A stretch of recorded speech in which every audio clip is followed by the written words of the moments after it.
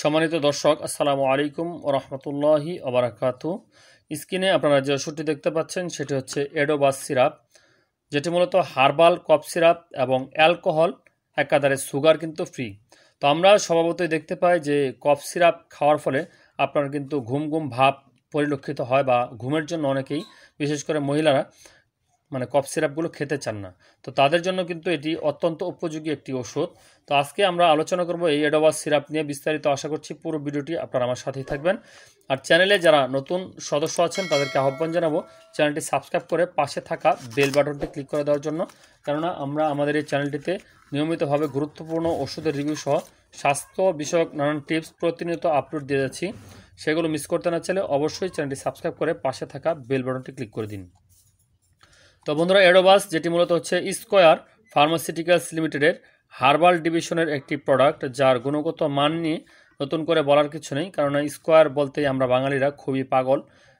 কাজেই এই কোম্পানি সম্পর্কে তেমন কিছু বলবো না। তো এর বাজার মূল্য রাখা হয়েছে 65 টাকা। তো আপনারা ওষুধ কেনার পূর্বে এরকম এক্সপায়ার ডেট দেখে নেবেন। যেমন এখানে দেওয়া আছে আগস্ট 2023 সাল হচ্ছে এর এক্সপায়ার ডেট, এর পরে আর এই ওষুধটি খাওয়া যাবে না। সুতরাং ওষুধ কেনার পূর্বে অবশ্যই এই বিষয়টি আপনারা মাথায় রাখবেন। তো এটি মূলত হচ্ছে বুকে জমাট বাঁধা কফ তরল করার মাধ্যমে বের করে দেয়, এবং শুষ্ক কাশি যাদের আছে তাদের শুষ্ক কাশি উপশম করতে এটি সহায়তা করে। এছাড়াও যাদের স্বর ভঙ্গজনিত সমস্যা আছে, বিশেষ করে যারা দেখা যায় কোনো প্রোগ্রামে কথা বলতে হয় বা কবিতা আবৃত্তি করেন, গান করেন, কোরআন তেলাওয়াত করেন, তাদের ক্ষেত্রে তাদের স্বরকে আরেকটু শক্তিশালী করার ক্ষেত্রে এটি কাজ দেয়। এবং ধূমপানজনিত কাশি যাদের আছে এবং শ্বাসতন্ত্রের দুর্বলতাজনিত সমস্যা যাদের আছে তাদের ক্ষেত্রে এটি অত্যন্ত কার্যকারিতা দেখায়।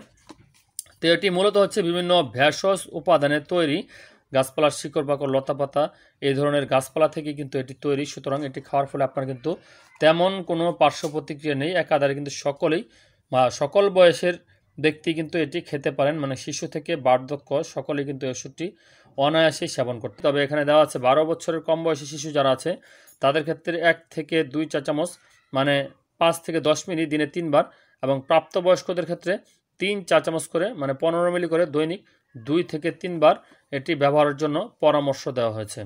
তো বন্ধুরা, এটি কিন্তু একাধারে আপনার অ্যালকোহল ফ্রি এবং সুগার ফ্রি, হচ্ছে ডায়াবেটিস পেশেন্ট যারা আছেন তারাও এটি অনায়াসেই সেবন করতে পারেন। দেখা যায় যে ডায়াবেটিস জনিত সমস্যা থাকার জন্য আমরা কিন্তু যে কোনো ওষুধ কিন্তু সেবন করতে পারি না। সেজন্য কফ সিরাপগুলোতে চিনি থাকার ধরুন সেই কফ সিরাপ কিন্তু আমরা সহজেই খেতে পারি না, তাহলে কিন্তু আপনার ডায়াবেটিস বৃদ্ধি পেতে পারে। সেজন্য এই ওষুধটি আপনারা যাদের ডায়াবেটিস জনিত সমস্যা আছে তারাও সেবন করতে পারেন। এছাড়াও যারা দেখা যায় যে খাওয়ার কারণে ঘুম ঘুম ভাব হয় বা ঘুম বৃদ্ধি পায়, তাদের ক্ষেত্রেও এটি কোনো প্রকার ক্ষতিকর প্রভাব ফেলবে না। তো এই ওষুধটি সম্পর্কে আজকে কিছু ধারণা দেওয়ার চেষ্টা করলাম। আশা করছি ভিডিওটি দেখে উপকৃত হয়েছেন। তো বন্ধুরা, যে কোনো ওষুধ খাওয়ার ক্ষেত্রে অবশ্যই আপনারা ডাক্তারের পরামর্শ করবেন, তারপর সেই ওষুধটি সেবন করবেন। আর ভিডিওটি দেখে যদি বিন্দুমাত্র ভালো লেগে থাকে তাহলে অবশ্যই একটি লাইক করে দেবেন।